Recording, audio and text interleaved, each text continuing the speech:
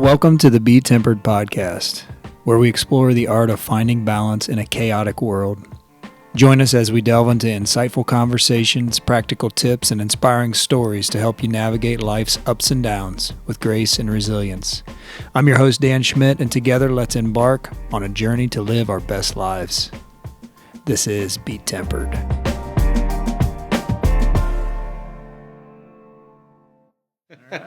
I'm just here for my good books. Even though this is pretty much give him a scarf and some glasses, and he's good for the sidecar game. So which one am I supposed to go to? Yeah, both. Just grab it. Just grab it. All right. Well, what's up, everybody? Welcome to the BeTempered podcast. We're excited today to have Fr David Doseck with us, coming all the way up from Cincinnati, Ohio. That's correct. And we're going to hear David's story, growing up, his childhood, his journey to the priesthood. I know we have some listeners who are of the Catholic faith, and I know we have a lot of listeners who are not. So I'm sure there's people out there that have a lot of questions that you might be able to expand upon with your journey to the faith. And we're excited to hear that. So welcome. Thanks. Yeah. Thanks, Dan. Thanks, Ben. Hey. Yeah. Good to see you guys. Yeah, Good to see you too. Nice meeting you. Absolutely. First time I've heard the podcast a few times. Dan sent me a few of them, and he said, "Yeah, there's this guy Ben with me." And I hear the voice. It's a radio voice. And it now is. I see it. Yeah. It's even more a radio voice. It's wonderful. Thanks. Just not a broadcasting face. So. There you go. No. That's why it's a podcast and not a TV commercial, right? So we always laugh in the Catholic world, going through the storms right now and really rising in popularity. So pray for him, because whenever there's popularity in Christianity, there's more attacks and doubts and things like that. But Father Mike Schmitz, he's just a wonderful evangelist up in Minnesota, but he has a face for video. And so I always crack up whenever we host like retreats or this, and we'll put a video of Father Mike. I don't think there's a single woman in the room that isn't perhaps paying attention to the movie. So it's a wonderful way to evangelize. Yeah. He works out, he does CrossFit, he's very athletic, and he's got that chiseled bone structure. So I'm like, good for him. The rest of us, well, they'll pass on the video maybe. That's okay. Yeah. All for the glory of God. So well, we and got our Father gifts. Mike Schmitz has a very popular podcast. Yeah. The Bible in a Year podcast is still I number think one. I think. Yeah. So that's very unique, and he's got a good podcast voice as well. Definitely. Oh yeah. So good. So obviously, I've known you now for, I don't know when did you come to Preble? 5 years. Has it been 5? 5 years. 5 years. But if I didn't know you and I just met you, tell me a little bit about yourself, where you're from, your journey. Yeah, sure. I was born in 1989, and Mom and Dad, John and Teresa Doseck, and they grew up in a small rural area. Dad actually grew up in Botkins, Ohio, and then my mother grew up in Sydney, Ohio. They met at a kind of a faith night when they were just out of college, in college, around 19 years old, 20 years old. 6 months later, they got married, and then they had 5 kids. So I'm the fourth of 5, and then we were born and raised in the house right next to where my dad grew up. Okay. The house went on sheriff's auction when my mom and him were dating. It was amazing. They had a faith gathering. I learned this from Mom. They had a faith gathering night at my home, and my mom said, "Well, it was a nice house. It was good. Here's this young man, John. He's got his new home or whatever. Okay, well, that's pretty bold for a 19-year-old guy to get his own house or whatever."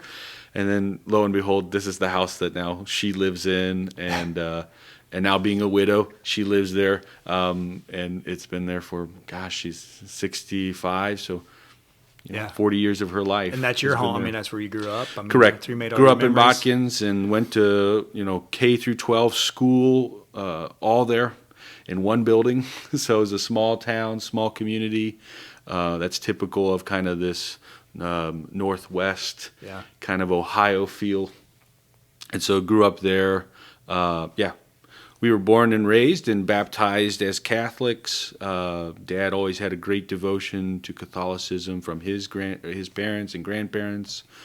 Goes all the way back to probably being immigrants here in the United States, German farming immigrants in the St. Mary's area, up by Grand Lake St. Mary's. That area is some of my family relatives. And then my mother, she was Baptist. So my mother was Baptist until she met my father. And then for her, it was the whole idea of communion and a relationship with Jesus. So for some who don't believe, like the bread and the wine, we believe it becomes the body and blood of Jesus. And for the Baptists, they did communion, I guess, once a month, something like that, typical. And for her, it was a similar belief for her, which was, I believe this is Jesus. I believe this is Jesus. And the more and more she dove into a Baptist kind of formal teaching of what they actually believe happens in that moment, it was symbolic for them. And that's what I think a lot of people, believe. It's symbolic of the Last Supper. It's a symbolic of that sacrifice. And she said, but I really believe it is him. And then she started to see, at least going with my dad to church, they do this every day as Catholics because that is the body of Jesus. And then they have a reverence for it after it turns into the body and blood. They keep it in a special place, a tabernacle, a box, decorated well. And so it was like, it just attracted my mother of where her heart was. Now Catholicism was saying and confirming kind of those ideas in her heart.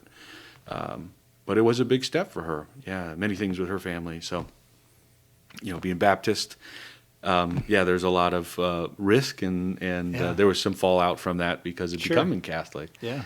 But Mom and Dad raised us in the Catholic faith. Most importantly was reading the Bible, and Dad always did that in the morning. He had his own time with God. And then Mom would always be there instructing us and guiding us and getting us to kind of religious faith formation, Bible schools and stuff. And then the bigger one was we always prayed together at night. That was as a family, a non-negotiable, And I remember even going out as a young boy, and Mom would say, "Get Dad." And Dad was a mechanic, so he's an electrician in the daytime, and then he came home and he'd be in the garage working on cars. And so we'd always go out and say, "Dad, it's time to pray." And he'd put down his work and he'd come in and he'd pray with us. Mom would complain he smells like gasoline or oil or whatever. But we'd all kneel down, and on the sofas in the living room, we would just bend our knees and do all of our usual rote prayers that we have. And then we'd open it up for petitions. And typically younger kids, you're just like impatient, trying to wait, flopping around the couch, doing whatever you need. But then eventually it came to the moment that even in high school, I saw my brothers and sisters and even myself. It was like, okay, this is not just a thing, it's actually a part of life. Yeah. And I've always enjoyed that, and I think it's expanded in my life. But that's a little bit about kind of my childhood, a little bit, some background. Yeah, so growing up in a faith-filled house, a lot of siblings, but you're still a kid. You're trying to figure life out. You're going to Botkins schools, which is a small school. What was your graduating class? Do you remember? 53. 53. I think we were the largest class in 30 years or something like that. I think that's what it was. Yeah, we take pride in that. Yeah, so you've got this great faith formation growing up. You get into high school, your body's changing, your mind's changing. Were you just always strong in your faith, or what was your journey like as you matured into a young adult? Yeah, obviously with that upbringing and family background, it was a solid support system and regular intervals of, intervention, positive as well as, kind of constructive criticism along the way with parenting. So I'm really grateful for that. Probably not at the time, but very grateful for that. Yeah. I think my mom can attest to that. Yeah. That I have quite a mouth on me, so that could be a good or bad. And so once it turned kind of 7th, 8th grade, I say 8th grade is when I really started to seek the things of the world more than the things of the Lord and the things that are above. And my eyes and my heart and my mind started to focus on kind of lowly earthly things, whether it be pleasure, fame, fortune, the usual, quote, temptations that we see in Greek mythology, Roman mythology. And, at that moment in time, it was just fun. Yeah. It was fun. It was enjoyable. It allowed me a freedom where I didn't have to care about anybody or anything. Versus a Christianity always had this responsibility to it, a weight to it, of a gift that needed to be given and received. And so at that moment in my life, with a lot of the changes, body, mind, heart, and opportunities, where I saw my other friends who maybe didn't have as much support, or a family that would pray, or a brokenness, in whatever form or shape, they were seeking things in the world just like I was. And so, we'd go to parties in 8th grade and freshman, and the little lies of not telling the parents everything and trying to hide it even though they already know. Yeah. As I found out later in life. Yeah. And so doing those things, it was just, the best way I can describe it is, I was just slowly drifting or walking away from the Lord, even though I went to church every Sunday, even though I read the Bible. It was just like my heart was being drawn somewhere else, and I didn't quite know how to understand that at that age. And so I just kept on trying to seek more of the dopamine rush and the hit from these experiences at parties and using different substances and again hiding it because I knew if I had to admit it, then I'd have to be responsible. But if I could just have this ulterior life and still be on Sunday, well, okay. And then I'm really blessed because my mother saw that, and she just kind of called me out on the carpet about it. And she does so with maybe she just signed me up for a summer retreat. I needed to go to a church camp, and so for Catholics it was out at a monastery. Were you excited about it? Not at all. No. Not at all. I mean, it was there. It was there, and I knew that my life was going in a direction, and I knew that deep down. I just didn't know how to speak for myself, more or less. And so my mother stepped in there. They obviously paid the bill. Was very helpful, and I was going there just to, I don't know, prove things wrong. Right. Prove that this life of faith or this life of responsibility is just a gimmick, and I can keep doing whatever I want to do and increase that type of fun without any responsibility. So, I went to this retreat thinking those things, trying to prove this wrong, and I think maybe even prove my mom wrong, And so here I go, okay, I tried to get out of it. Nope, I'm going. So I go to the retreat, and it was the first time in my life where I met young people my age who had a joy and desired the things above, and just beauty, goodness, truth, and they had a happiness and a freedom that I couldn't find in any of the substances or fun experiences that I had. So it kind of burst my bubble that being responsible is a burden, It was like, it's going to weigh you down too much. The cross is too heavy. Mm-hmm. It's not worth it. And the reality is like, they have a joy. What is going on, and why are they? Because they got the same experiences I'm having, same changes, same friends, different, obviously, locations in the United States at this retreat center. But we all came together, and really it was about their relationship with the Lord, and in the Eucharist, so they had quiet time for prayer.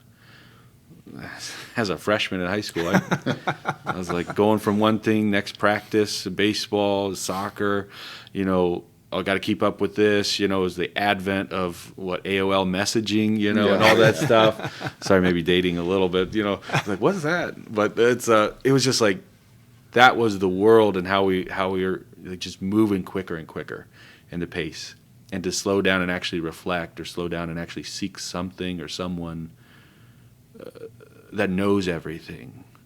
This kind of, if you will, a presence, an all-powerful being. That's what we know is to be God. And I just kind of forgot to actually seek, to actually reflect, and actually think, where's my life in a trajectory here? Because I was just going from the next thing to the next thing. And so in order to be able to receive that gift, that joy, there was a lady in my group, my small group there at the retreat, and she just said, you gotta go to confession, more or less, for Catholics, I mean, you gotta be forgiven. You gotta own up to what you've done, and you gotta renew your heart and your mind. And so I was just floored that she was that forthcoming. Yeah. It was like an angel. If I look back, like, yeah, she needed to be there in that moment. And so, I did go to confession that night, and it was just the reality of being there with the priest, letting everything out, confess your sins to one another and be forgiven. And so that priest is there as a representative of God and the church, and there's this confessional seal that whatever you say there, never spoken of again by a priest in his life. Even the courts in the United States, they can't subpoena you. Right. There's a religious protection there. And so it has that sacred space where it's just that. And so, I was honest. I did everything that I needed to say. But there was a moment in the confession, I was just not being attentive. And I really didn't know how to love people. And this priest just spoke to me like a father and asked me good questions of why I was seeking what I was seeking in all the things in 8th grade and freshman year in my relationships. And the reality was I was just trying to cover up some of my own needs and my own weaknesses by using others and using these things. And he just called me to a greater life of freedom is actually for something. It's not just from something. Yeah. It's for something, and it's for the Lord and for others, the great commandment. And so he just spoke to me like a father, and I just remember looking up in that moment when, the words of absolution, I absolve you from your sins. And I just remember visibly and tangibly knowing that is Jesus forgiving me in this moment and setting my life on a new trajectory. And it was through this ministry of this priest in that moment. So I come back from that retreat. I have to admit that my mom was right. That's always the worst, right? Right? Or, so I'm like, okay. And I'm sure mom and dad, as I look back, they're like, what happened? Because that doesn't happen when you go on a retreat. Usually it's a slow process. So you came back as a changed kid. Man, yeah. Yeah. And I didn't go to any of those parties anymore, and I focused my life on Christ and started reading the scriptures more from a living relationship than a ulterior life. But everything was part and parcel. It didn't change overnight. There, many decisions were there, but there's a lot of effects of sin that people, it's just habits and patterns that, even still to this day, Yeah. we're always, cultivating a life of virtue, a life of grace, and to be more receptive to it. But then I started volunteering in the church and getting different positions and helping out. I even became a custodian at the local parish there that I grew up in for the last 4 years. And so, again, it created that time for stepping back and praying a little bit. Nothing like mopping the floors of church and there's no one in there but Jesus and you. Right. And it's just like it was a quiet time to just pray and think. And so I always thought, I was called to be married, have kids, have a family, like all my brothers and sisters, they got that. But then I started hearing the Lord invite me even more and more as I went on a few dates or had some relationships with high school, in small town. And it's just like the love that I felt and I knew from that priest in that moment of grace was more powerful than any date that I had gone on after that. And don't get me wrong, there's wonderful ladies, wonderful stories, wonderful, opportunities, and could really see myself marrying a number of them throughout my life. But the love that God showed me through being a priest, there was something more there. And I had to discover, why would he show me that if there wasn't a purpose to it? Mm-hmm. I thought maybe be a better dad, a better father of my, physical family and biological family. Maybe that's it. That's why. So I really went to college seminary in Columbus to figure that question out. Why would God do that? And I knew as a 19-year-old guy, if I went to any other university, I definitely would have gone down the other path again and lost probably a lot of the progress I had made because the temptation and discovery at that time is so high. Yeah. And so I was blessed to go to college seminary where it was kind of like a military format and very instructional. Only guys, we're all there at the seminary and reading and studying philosophy and liberal arts, which now that I look back is just such a blessing because, nobody ever wants to go into their first class as a freshman and be like, we're going to go over symbolic logic. If Q, then P. If P, then Q. What does that result in? Okay, and that's what we did. We literally did that. And I'm just so grateful because they created us how to think. Not a specific training or a specific model or an agenda or a bias, but simply if you can take any research or any opportunity, think through it. What's their premise? What's their point? What's their conclusion? And so, it's just very helpful with that. And looking at philosophy throughout the centuries, whether influenced by Christianity or other religions or other experiences, you just see that every human person is created for something more. Yeah. Like thought itself just provides that. We're so unique, unlike the animals and other things. Right. Certain animals, they have a higher rational capability, but nothing in comparison to a human being. And it's just fascinating. From the moment of birth, a child, you can look and say, that's significantly different because of the development that takes place. And so, just being blessed with those studies and the hard timelines to get in before bed and wake up in the morning to do prayer, it really created a habit and routine that allowed my body, heart, and mind to be open to answering that question. Why was that love there? And truly, over 10 years of discernment and study, with bachelor's degree and then master's degree in theology and things, but the 10 years of formation with brothers in the seminary and all of us becoming priests one day, or they would leave and go become fathers of their own families. Sure. But to have that group where we're all striving for the same thing and to grow in virtue and to just answer the question, what is God asking of us at this moment in our lives, and how do we respond to it with our full heart? So I was really blessed to have those experiences. Yeah. So I want to back up a little bit. Sure. So when you're in high school, you're getting ready to graduate, and you're trying to make that decision.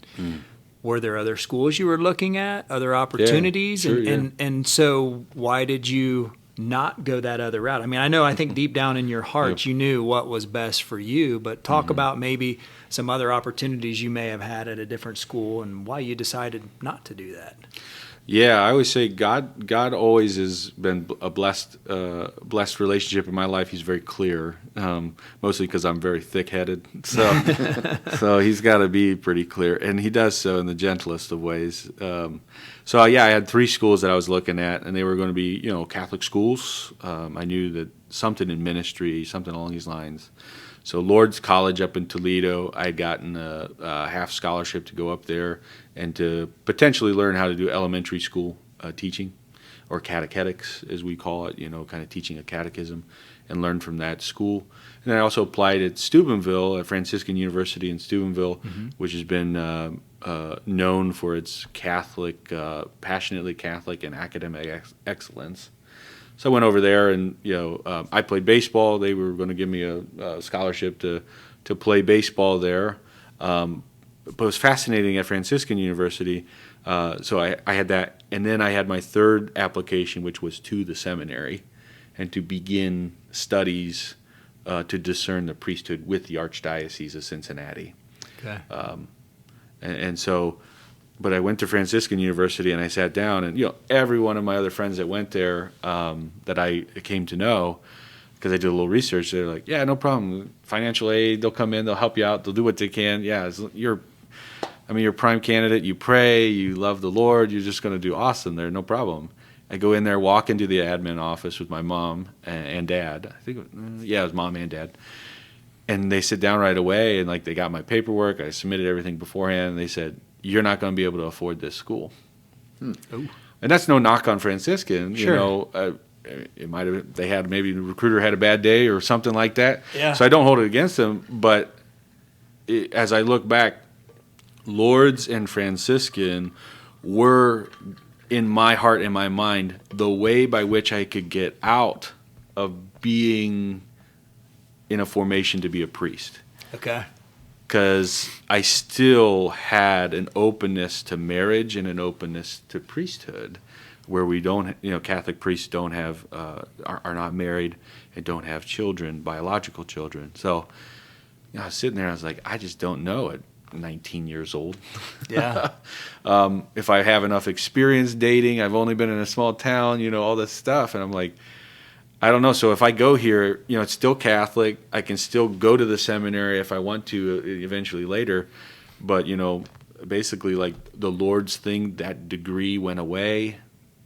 And then at Franciscan, I wasn't going to be able to afford it. Yeah. So I said, well, heck, let's go to the seminary then, right? Let's go to the seminary and figure this out. And so, that's how I found myself there. So I still was kind of leaving my options open, and if you will, those two applications were kind of my way of saying, like, that's a big commitment to be a priest. I'd like to have a little softer landing and figure it out again my way. Yeah. My way. Yeah. And then when it came to the seminary, and after the first month there, it was just like, this fits. There were many aspects that I just didn't like. The military tone of things. Yeah. But there's so many things that as a 19-year-old man, I look back and I'm like, gosh, I don't know if I would have maybe even remained Catholic if I didn't have that structure, that support, and what I would say is the best of community and brotherhood that developed through different projects. And we were all trying to just figure out what the Lord's calling us to do, and to be better men in the seminary, better men, more sacrificial, more loving, and a deeper thought or prayer life. And that's really cool to see that in other men. So yeah, no, that's great. So you get your bachelor's, you get your master's. So the picture getting a little clearer on where you want this to go or what you want to do. Yeah, and for me, it was clear from the Lord. I'm here to be a servant for Him and for His glory. And so, as I got done with college, that calling to continue to be a priest, I had discerned pretty heavily. Can I be a celibate man without a wife and kids and be happy? And I found in following priests and seeing their life and living in the summer at a parish, and having great examples of priesthood in my own childhood, and parish priests.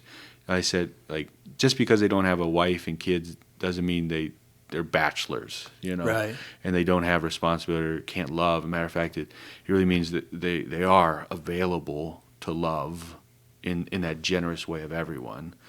And I joke with my brothers. I say, you've got one wife that you're so blessed. I have all your wives, to deal with, to talk to help, mostly understand you, and it's like, so there's perks to every relationship, and it was just, I guess, that was the definitive thing is my heart ready to make this leap and this commitment that I can be happy and I can still be impactful, joyful, while not having a family and kids. And so the spiritual family became even more important, and seeing the church as a bride. We hear those tones in Scripture all the time, and Jesus being the bridegroom. And so as a priest, now you're configured in a ritual way, but also for Catholics, we believe in an ontologic. So like the core of my being is Jesus Christ. As a priest, I'm ordained to be that. I'm no longer even myself. I'm to die and to let Christ be there and take all of the things that are good in me and do what the Lord wants. So studying the theology of the church from a Catholic viewpoint and a lens and interpretation was just opening up once again all the graces I knew in 8th grade, in freshman year at that retreat. Now I could put language to it. Now I can talk about it. It's just, being in a moment of, that prayer life deepening and deepening, over 10 years to create these habits where, like what my dad and mom, this is how they prayed. This is what they did. Now it was starting to take shape in my life. Like, this is how the morning goes. This is how the evening goes. Yeah. And so the building blocks that even now, being 7 years out of seminary and a priest, I'm still building, still growing, but those fundamental blocks are non-negotiable things in my life now that I'm grateful for. Yeah. So you take that next step. You take that next step to say, okay, I want to be a priest. That's a big deal. It is. Yeah. Especially, you're a man, I wanted a wife and kids. At one point in time, you had thought about maybe you want a wife and kids, but now you've made that decision and you're at peace with it. I want to become a priest. Yeah. What does that process look like after you go through all that schooling? How much time does it take to go through that? Yeah. So really we're discerning all through college or your bachelor's so that could be anywhere from 2 to 4 years. Working with different guys in there, if they had a degree and then came to seminary later, God called them later. So it's always adjustment, 2 to 4 years. And then what we call admission to candidacy for the priesthood. That is when the bishop comes and these men stand up in front of him and make a kind of a commitment. I call it the promise ring. Yeah. It's the promise ring of I am going to study to be a priest. Now, you can leave at any moment, until you are ordained, right? Once that's done, that's a final deal. So there's steps along the way, and that admission to candidacy. The funny story, and then the real story is the funny story is up until that moment in seminary, we're all wearing ties and suits, and so the night before that admission to candidacy, we all bring our ties together and we cut the ties because the next day we begin to wear Roman collars and look like priests after candidacy. Yeah. So I do remember that day because you change your clothes, It's like, well, black's my color now, black and the white collar, and that's what I'm wearing. Yeah. So it's like, all these ties or, these long sleeve shirts that you have, you open the cover and it's like, yep, that's my wardrobe. So even that, kind of like a religious, habit, if you see like a monk, like that's their habit. It was a visible sign of the invisible reality that's going on in my calling and my response. Is I'm now being single and wholeheartedly dedicated to this purpose. And I'm open to discern this in a very intense way. And so there's other steps along the way that kind of get you closer to the Word of God and then to the altar, of serving there at the altar, and then ultimately to the moment of being ordained a transitional deacon, so one of service first and foremost, and then after a year of doing that, then to be ordained a priest for eternity. So yeah, that's a big deal, and certainly glad that you went through that process and made that decision because there's no doubt that you've had an impact on my family's life just in the short time we've known each other in 5 years, and that's just my family, not alone all the other families. So grateful for you. Yeah. Making that decision, and I know because we have conversations that it's not been easy. No, yeah. And there's many challenges along the road, just like there is in running a business or raising a family, coaching a sports team. There's always challenges along the way, and you've certainly seen those. So a question I have always had. So as a priest, and you're listening to confessions. Sure. How hard is it? Because I'm sure you've heard some things where you're just like, whoa. How do you let that go and not hold on to that? Or is that something that's not possible to do? Yeah, so I always say, forgiveness only comes about through Jesus Christ and his sacrifice on the cross. And every time you look at a priest in the confessional, it's not a comfortable chair. We call it the hot box. We call it the hot, the hot seat, whatever you want to call it. People probably sweating in there because they're, letting their whole life out. And it is up to the priest to judge if a person is contrite, if a person truly has an intention of amending their life and doing the penance. Like the priest is the judge of that because Christ said, whatever sins you bind will be bound, whatever sins you loose will be loosed. as he gave the gift of the Holy Spirit to the apostles then give that to each and every priest. At my ordination, that gift was imparted to me. And that's a responsibility. But it is Christ who works in me to forgive. And that's why, we sit there and we got to judge, we got to do that. But I remember at a retreat for high schoolers in my junior year of college. It was down in Cincinnati, and there was a priest, Fr David Doseck. He's still a priest in our diocese. And I asked him the very similar question. I said, Father, how do you handle the big ones? How do you handle, I just killed someone? Yeah.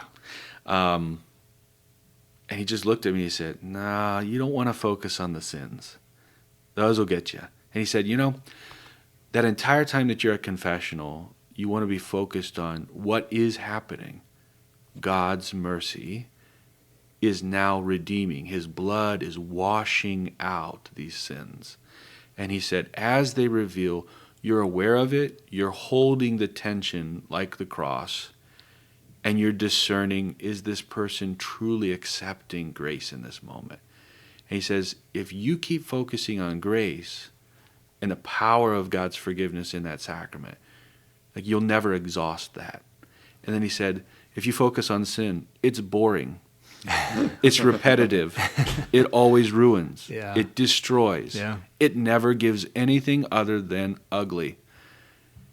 But if you look on the grace, it's different. It's attractive. It's transformative. And you got to see that. You got to be intentionally looking for that.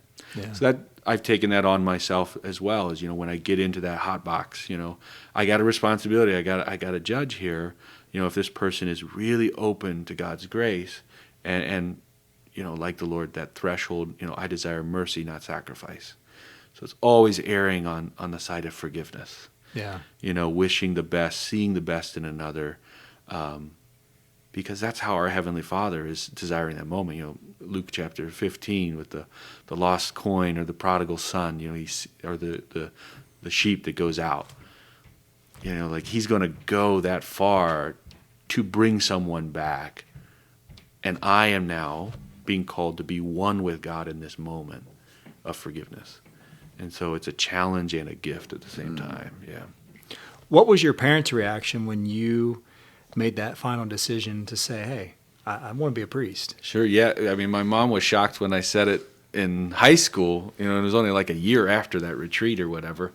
So I told her that, and then it was surprising because a priest ordained for Cincinnati lived on our same block in Botkins.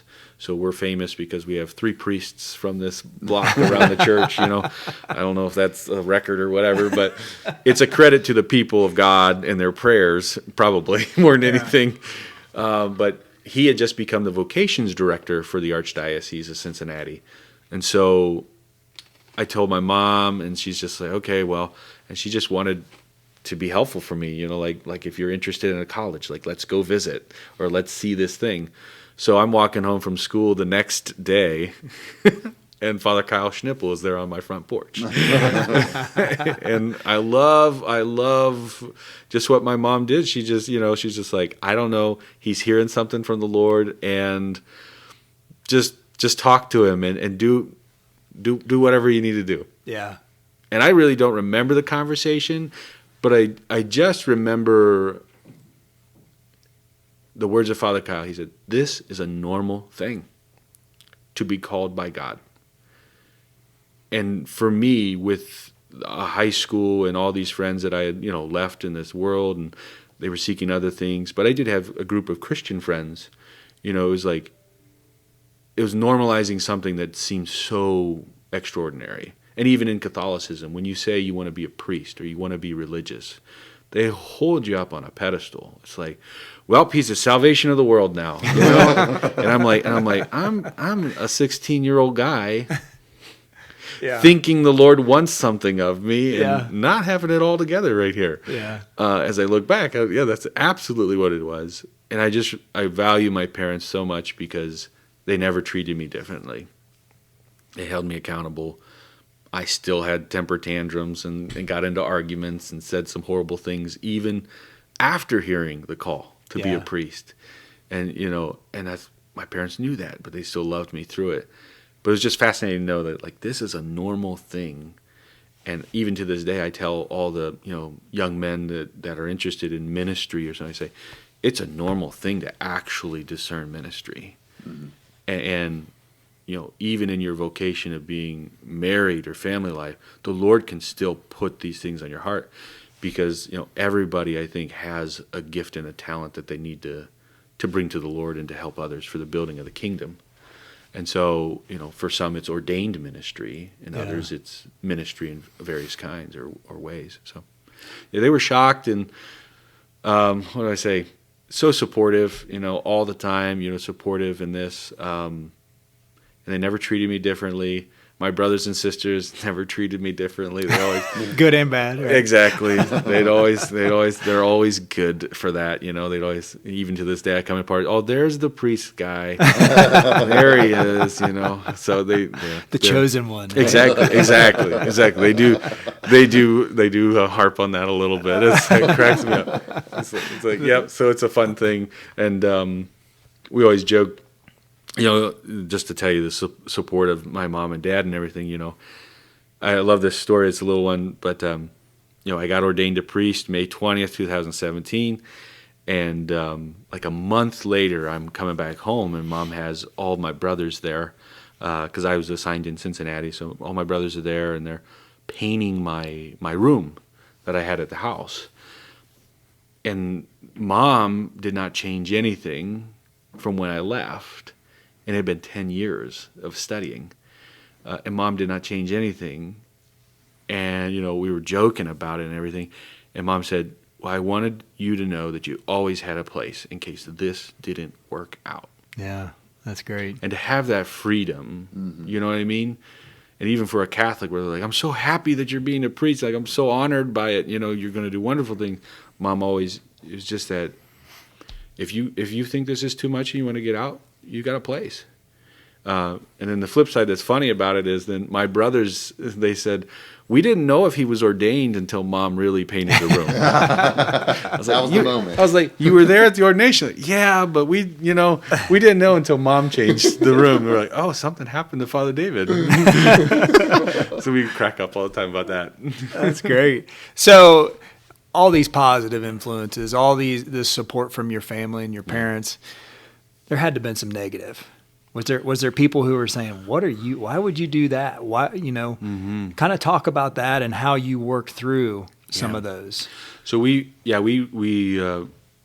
just live in a highly relativistic culture. And so your truth is your truth, my truth is my truth. And so that was what I was encountering all the time.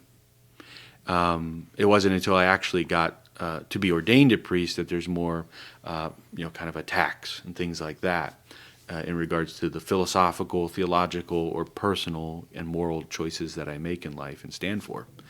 But at that moment in time, there's just like this openness and broadness that you can really choose to do and be whoever you want. And so I didn't really encounter anything. If anything, it was, that's weird. Yeah. Or that's not the normal thing that people do. Right. And then the compliment was, it kind of fits my trajectory and what was happening for me. The hardest part for me was discerning, marriage or family in the environment of seminary where there's no women. Yeah. Right? Yeah. So I had to work out a deal with the four majors to just say, hey, can I go down to Ohio State campus a few times and just have some experiences? Yeah. Because I'm 19 years old, and they were generous in letting me do that. I had some, be back for prayer time or this, but they were generous in working with me in that moment. But yeah, I don't know if I ever really faced the criticism, or perhaps because when you're in that formation, there is kind of a bubble, a protection, if you will. Yeah. Here's the brotherhood, we're going forward, and then once you get out into the world changed from being relativistic to now maybe antithetical to a Christian kind of basis of things in certain areas. Yeah. And so that now has been an interesting kind of grab. I was like, well, these same people were telling me, yeah, do you, and then now I'm doing me. I'm being what I'm called to be, and that's not acceptable. So that was the interesting thing, was going into seminary, finding this life, coming out then after 10 years, because that's significant, a decade. Yeah. And the world's different. Absolutely.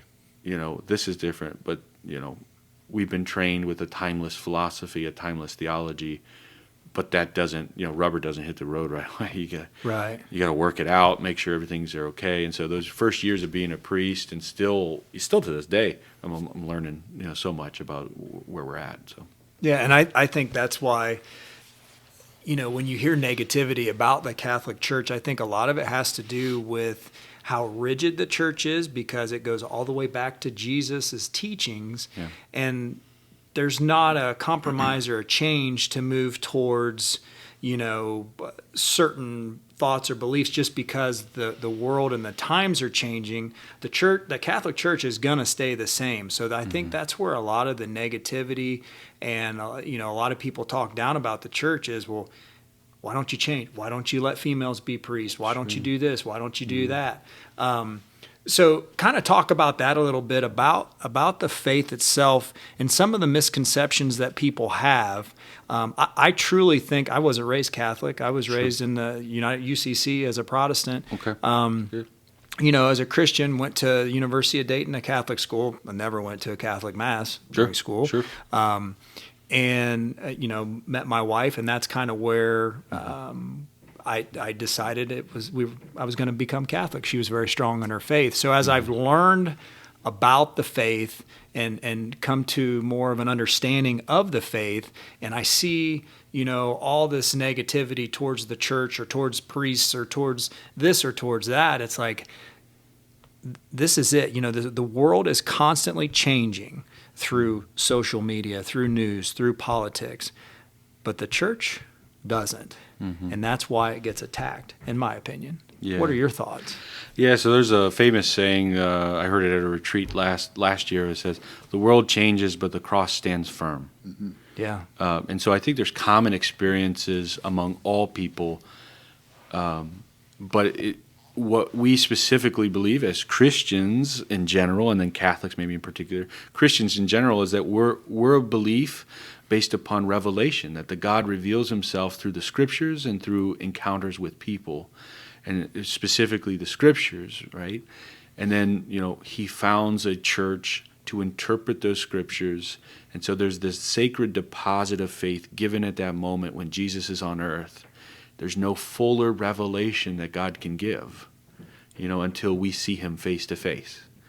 And so with the institution of the church, like the Old Jerusalem, the New Jerusalem, and the 12 tribes, the 12 apostles, and we see this now in Acts of the Apostles and all the letters in the New Testament of the Holy Spirit sanctifying and giving these gifts like Jesus. Now Paul does the same thing, or like Jesus, Peter does the same thing. And then he continues to grow the church in this mission of evangelizing the world, just like what Israel was supposed to be for the world. Now Jesus comes, redeems Israel from all of its misconceptions of a Messiah. Instead of, it's now the suffering one who offers his body and blood for the redemption of the world. In him, everything is restored and hope is given. So in regards to that, that's it. The cross will always stand firm as the world changes, because that's the fullest of revelation that can be possible, God himself becoming one of us, which is a radical belief, a radical claim that most other religions will not worship a God, because to become human is to become weak, to become something of like you and I, right? So the mystery of who Jesus is in the revelation of the scriptures is still a powerful concept, because the cross itself means nothing without the one who's on it. And he takes that, transforms it, brings it into new life. And so in a particular way for Catholics then, what we believe is that sacred deposit is not ours to mess with, to use, or to say, I'm not going to believe this, I'm only going to believe this part of it. We call it cafeteria Catholics. You're gonna choose what you want and then not choose this thing.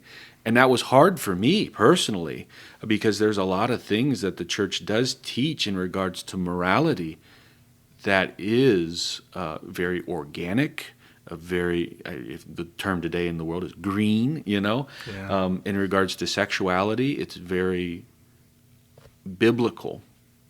Yeah. And very much this is what was revealed, and this is what has happened, even though the culture and different things might be defining new realities of relationships and even identities.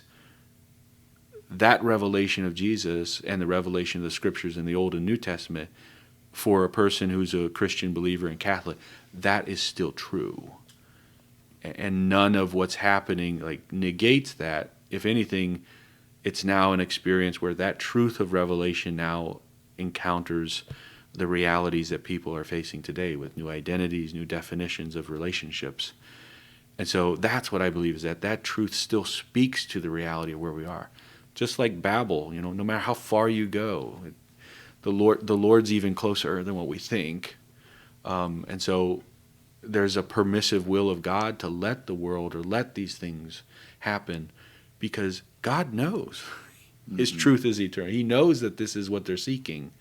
And he's so gentle and loving and willing to let that happen because we have free will. He created us with free will. Mm-hmm. He created us, that's unique, created us with the ability to give him the middle finger and turn the other way. Yeah. I don't know of anybody that would do that and do it with love, or create something that would do that with.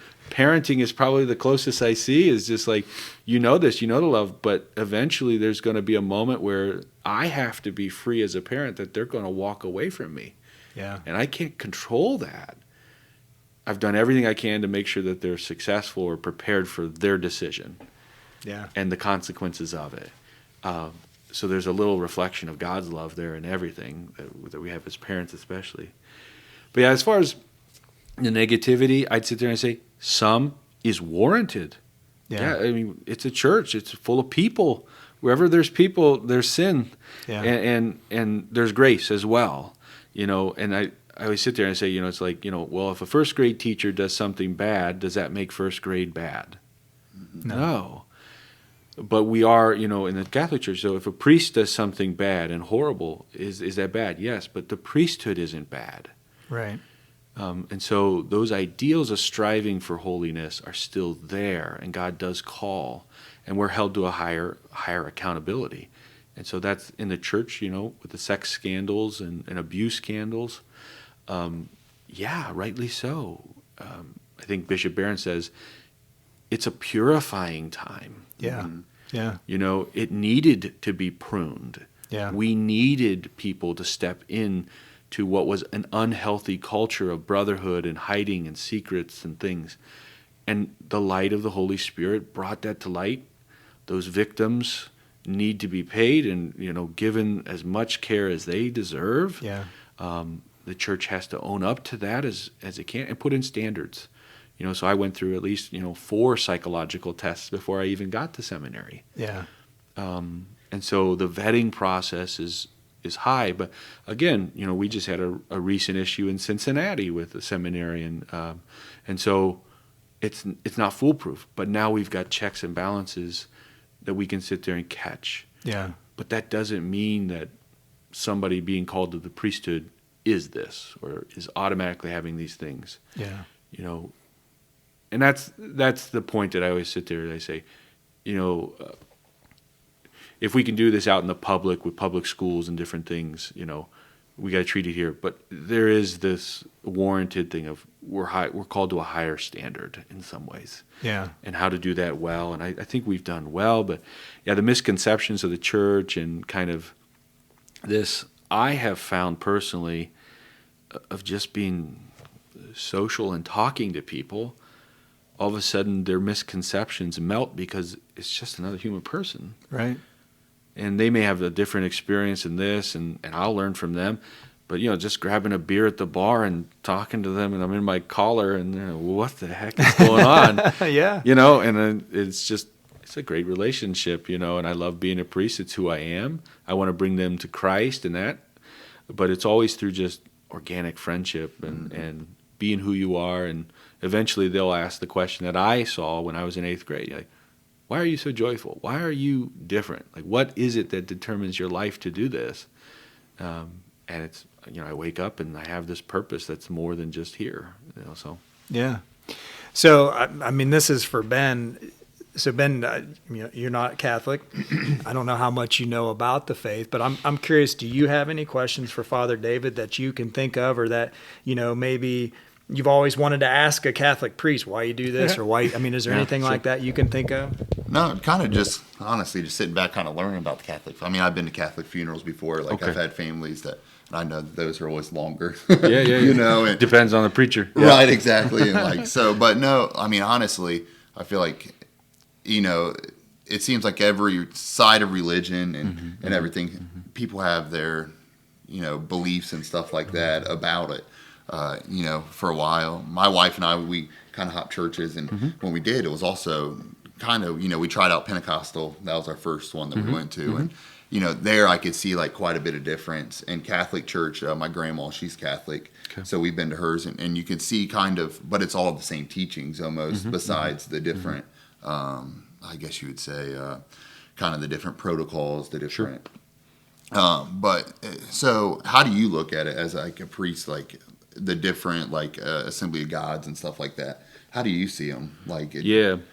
So we have a wonderful teaching in our church where Jesus Christ is the sole mediator between God and man, and that's it. It's in the person of Jesus Christ as both the Son of God and Son of Man. He's the one we find salvation in. I think if we go back to our early creedal statements of the Apostles' Creed, we'll find that we don't disagree on anything actually. Over time and with history, and that's it, learning the history and why certain churches were founded for just reasons or unjust reasons. And the question then becomes, John chapter 20, I desire that they all be one. And so what does that really mean? So at the Second Vatican Council for Catholics, they started to meditate on that, pray on that. And what they gave was kind of this image of like a wheel and the spokes. And that Jesus is the truth. He's the way, the truth, and the life.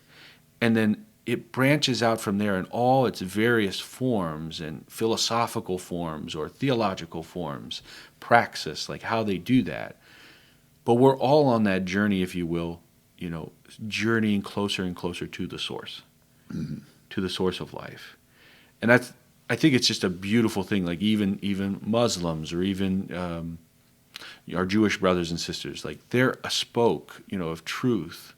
And probably for them, and this is where the respect comes in dialogue, for them, their Jesus in the center looks like this. Right.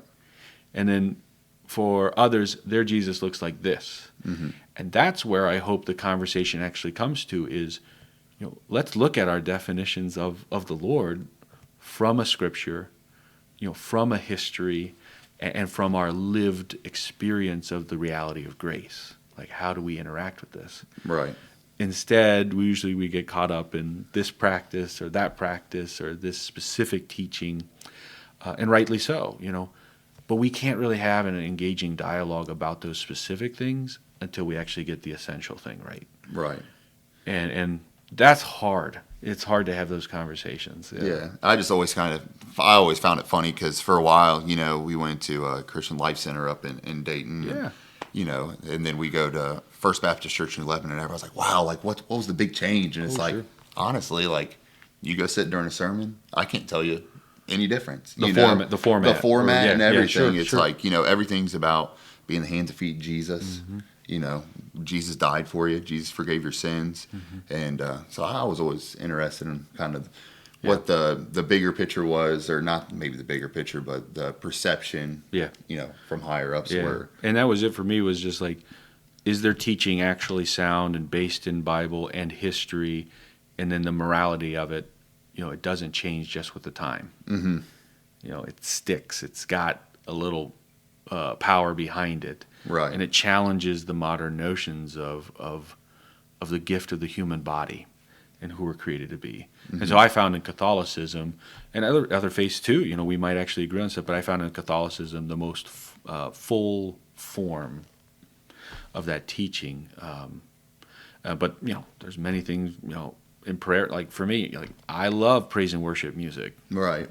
We do not do that well in some areas of the Catholic Church. All right, we're still the old hymnals, baby. Right. And I sit there and I go, man, I just wish, And I'm blessed now. I've got a wonderful musician at an 8 p.m. mass, and her voice is beautiful, and she can do all these songs, and it's like, oh my gosh, I'm just like, yeah, I feel and know God's grace through these songs. Right. So I'm blessed. I'm blessed with that.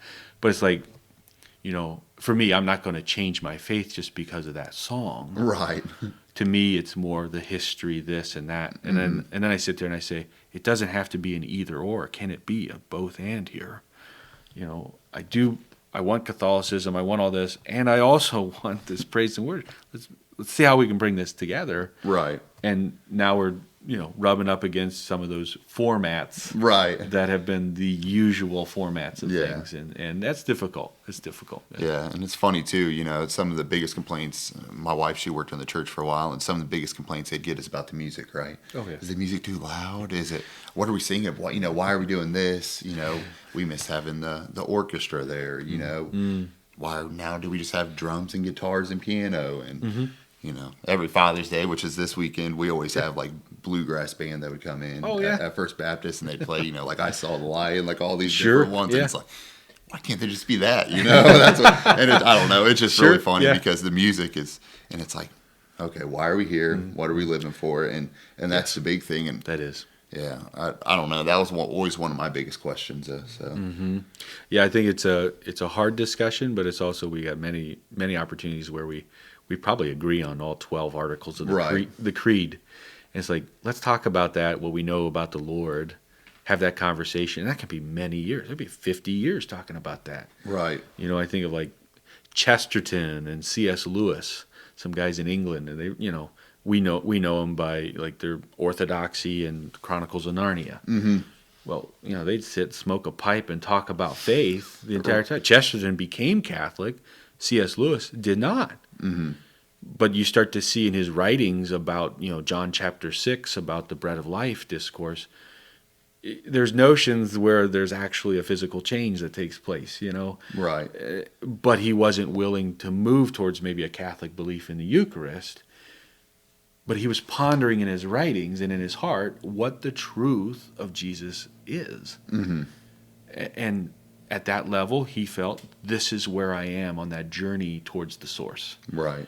And Chesterton said, I'm at this part, but we're all journeying towards it. So that's fascinating. Yeah. And that's something that I feel like for like Christianity as a whole is a big thing, is like where are the different places you can meet people on their journeys. You talk about drinking a beer at a bar with somebody, and I've heard many people talk about, I can't tell you, we were sitting around the bonfire there night having a drink, and then we brought up, faith, and then that's where people got saved at. And, it's just like, but I thought alcohol was bad and all this. And it's like, it's where people are out on the journey. And, I don't know. I feel like there's such a misconception around the whole thing. No, yeah. And Ben, you brought up a great thing, which is, what we're trying as Catholics is with evangelization and the laity or the people in the pews, I see this, they're at a bonfire, they're this.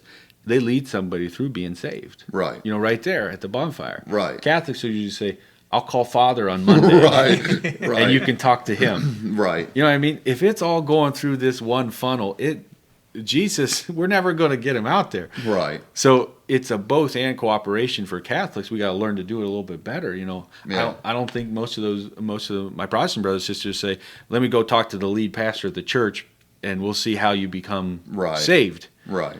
Like I really see a beautiful thing of most people. They believe that's their personal mission. Right. And they have a way of doing it, whatever it is. And so Catholics, we're trying to train people to like, just say it. Right. Just do it. Just say, do you know Jesus? And you may not be able to explain to them everything about Jesus, but what's been your encounter? Right. And what's your witness? And through that, the grace will work. And all you have to do is the basic lines, maybe from the letter to the Romans, he came to us, he suffered, he died. Do you accept that? And do you want to change your life? Right. And I'll walk with you as we go to church and learn the Bible, and we'll be a disciple kind of group together, walking 2 by 2. So And for Catholics, it's like, well, I'm gonna call Father. Yeah. And I'm like, if we keep doing this funnel, there's not too many fathers out there, priests. That's what I mean. Not too many priests out there anymore because the numbers are dwindling, and I see that too. It's like if that's our model, Right. then it's going to dwindle and dwindle. So I think there's going to be a great fire of that relationship, and just listening to that, be like, wow, some people were saved. Could we do that as Catholics as well? Right. But yes, Yes. you can. Yeah. So And you're not talking about like, oh, you know what? Let me take you out here in the water. Yeah, sure. You know? Yeah, we would need to call a Right, priest exactly. for that. Yeah. But it's like that's not what we're talking about right now. Like, I always crack up because in our Catholic faith, lay people can baptize. Right. They can, but it's in danger of death. oh, So it's normally the ordinary minister is a priest or a deacon, Right. Who's been set apart for that sacred ministry. Mm-hmm. But it could be danger of death. So I was like, either A, you were dunking somebody and drowning them, and then you had to baptize them, which is on you, okay? Or something else happened. So there's some things like the sacraments, but it's that ordered process, and it's Right. like, okay, we have this relationship, but if we want to have the living waters of salvation and baptism, we go to a more elevated, sacred exactly. moment. And that's And that's true with the other church. Yeah. There has to be at least a minister or some representative of that church, typically to do the baptism, Yep. to ensure that we're following the Bible.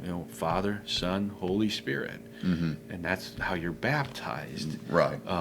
And if that can be guaranteed, then we try to have a written record of it, and Yeah. when it'd take place, because that's a day your life changes. Mm-hmm. That's the day the heavens are opened, as we hear with Jesus in the baptism of Jordan. Yeah. And this is my beloved child with whom I'm well pleased. And that's what the Father speaks to each of us in the grace of the Spirit and Jesus being one with us in that moment. Mm-hmm. So, yeah. And- To lead towards it is, we're more, I think, more functionary right now as a Catholic school system, church system, versus more relational. Yeah. Yeah. And I feel like I don't know. And when you mentioned it earlier about saying, I believe you said the way I'm like the way you're living, right? Mm-hmm. Somebody asked me about the way I'm living, or what's making you different, what's bringing the joy, like when you went to the high school. And I think that that's something that all of us should strive for, right? Yeah. Like if you are a Christian, we have so many like different misconceptions, so many different views of all of us, right? The same thing with like what you said with the priesthood. There's bad, we're out of a bunch of people, there's going to be bad eggs out of all of them. It's the same thing with Christianity. And the same thing, I feel like some people might, go out and just look at the negativity, right? Sure. Well, you're going to hell because you're doing this. You're going to hell for doing this. And it's like, why don't we more come around to that relational side of things? Live your life the way that you want, other people to, live the life with that joy that Jesus gives you, the freedom, without the burden that we talk about. Like Jesus died on the cross for our sins, for our burden. So Jesus didn't come to condemn the world; he came to save it. Exactly. And to be of service. And then we're imitating Christ in that. Like, I could condemn this person right now. right, Or maybe God has sent me here with my full reason and ability to see him going on a path of destruction. right, Quote, like my mother, get to a retreat. yeah, Right. How can I get them to start thinking more about their life than what's captured their heart now? They're made for so much more. right, Because I am, and they are, and it's how do I get to that? right. For each person, it's that journey. It's, Exactly. what works for them is not going to work for somebody else, and so Right. it's a blessed thing to be in discipleship with people, or to go seek people's hearts and see where they are. Because it's just a fascinating thing where is. their journey is, and it's as simple as asking, how'd you get here, and what's your life look like? That deep type of conversation, takes some time with other shallower conversations to Right. get there. Absolutely. Yeah. So one question I have, when you come up through the priesthood and you're ordained and you get your first church, which happens to be, your first Pastorate, church, pastorate first and all that, pastor yep. is here in Preble County. That's right, in Eaton. Yep. In Eaton. Yeah. You have this vision of what it's going to be like. Sure. What the priesthood is going to be like. I've got my own church, my congregation. I'm going to be the leader. what was way different than what you thought? Yeah, so one of the things, I really thought, okay, when I show up, it'll be like a team, and I'll step into this and, hear advice here, and then together we're going to just make this great decision and move things forward. And over time I realized, like, there's good voices, there's bad voices, but it's me. I have to lead this in the name of Christ, and I can't just be what is comfortable to me, which is to be, on the same lines with people and just, kind of from behind going here. And that's consistently been a call from the Lord, is how to be out front, how to be that leader out front. And that's not, my parents and here and my upbringing, it's always be humble, be simple, just serve and go forward.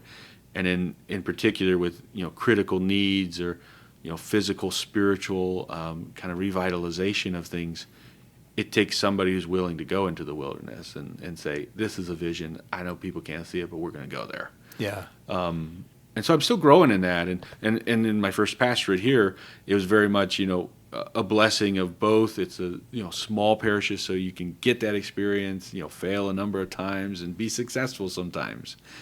But it's about those relationships that you can create with people, and then, test all these things, retain what is good, and refrain from what isn't going to lead to the kingdom or lead to the benefit. You can drop that opinion or, okay, I appreciate that. Yeah. That's not the direction I want to be going in. Right.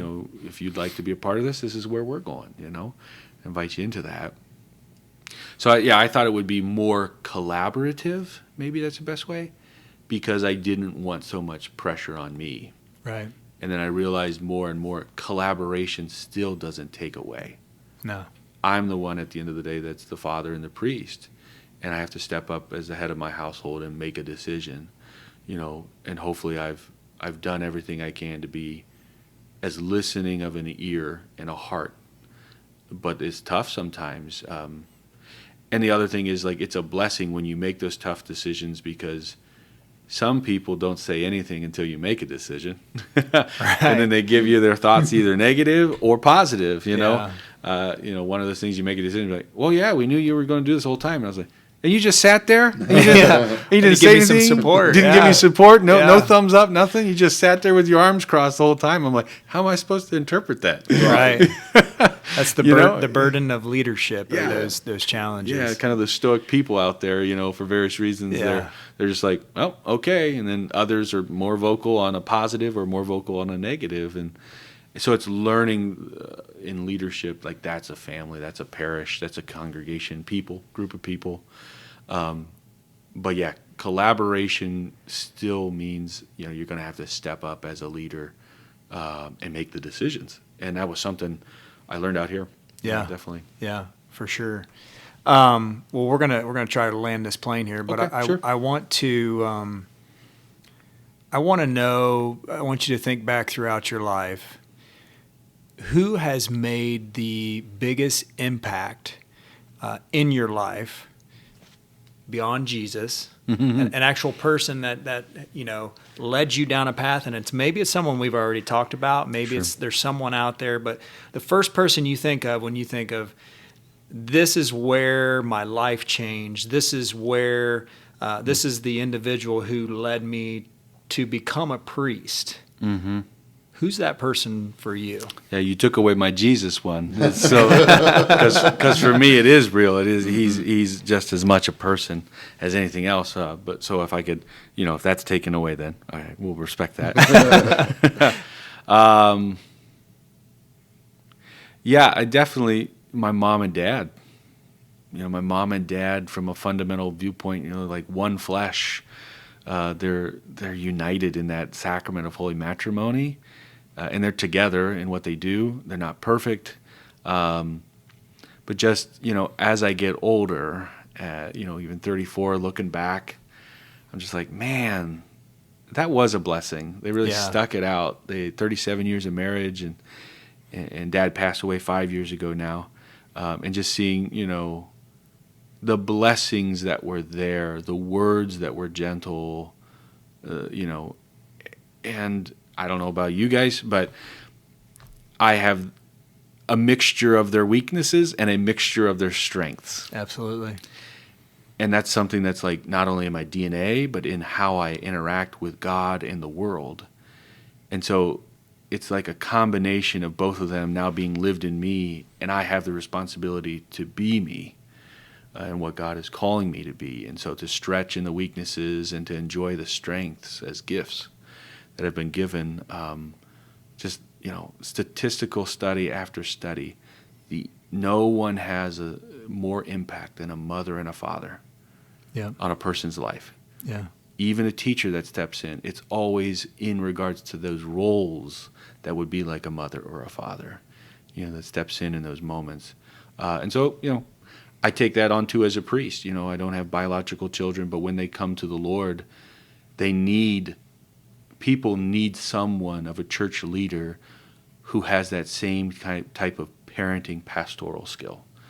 And I believe the Lord has given me that gift and opened my heart to receive it from Him. It's His love being poured out through me, my weaknesses and my strengths.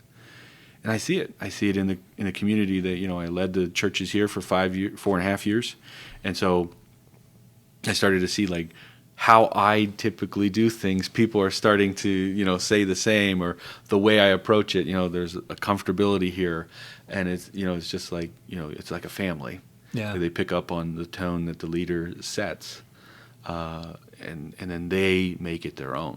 Yeah. I think as I look back, I'm 10, 11 years older than you are, and you talk about, those strengths and those weaknesses you pick up from your parents, and the older that I get, I really see that. I really see, my dad will say something, or he'll do something, or my mom will say something, and I'll do something, and I'll be like, okay, that's where I get that.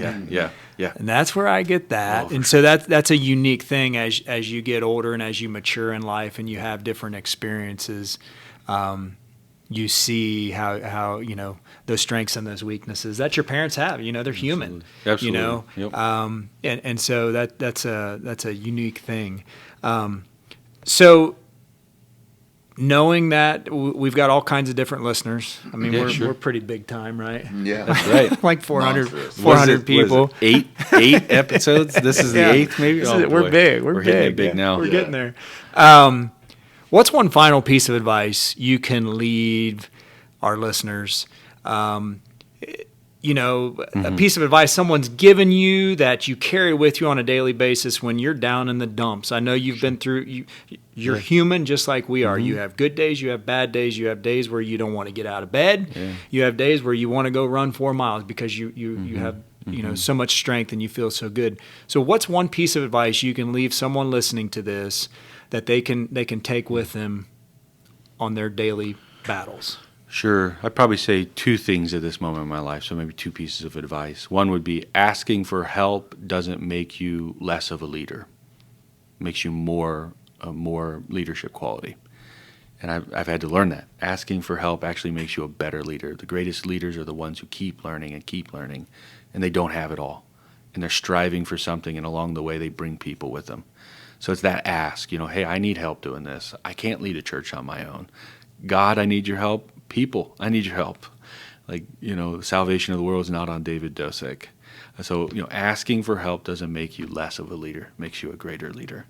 And then the other advice, there was a priest on retreat a year ago, and, I've gone through a lot of change in the last, half year and things, so it's been very challenging for me. And the advice that he gave, and it's ring true in my prayer every time, and I don't like it, but it's true, is God's going to do something in you far more powerful than what he'll do through you. And so there's something in you that is always being renewed by God because he loves you, as a person. He doesn't love you because of what he can get out of you or what you can do for him. And it's just a reminder of that. And that's true. And the most challenging times in the last probably 6 months have been doubting that or not feeling that in the way that I used to feel it. And that's the Lord once again doing something in me that's far more powerful than what he had been doing through me for 4.5 years of being a pastor. So it's a big change, and I'm, you got all these things in your heart and your mind as you grow and you mature, and you just got to be attentive to your whole body and your whole health, and sit there and say, okay, what do I need in this moment? And thanks be to God, keeping prayer, good friends, a circle of friends, it's all there to make sure that you're focused on what is it God doing in me versus just through me or through my work. Yeah. Yeah, that's fantastic advice. And I know you're in the middle of a storm right now and going through some challenges, and I appreciate our friendship. Yeah, I thanks. appreciate what you've done for our small community with our church, because I know that wasn't easy either. But I think you recognize that all those different experiences that you went through here and that you're going through now are going to make you that much more stronger, that much better of a man and of a priest, even though when you're going through it, that's really hard to see.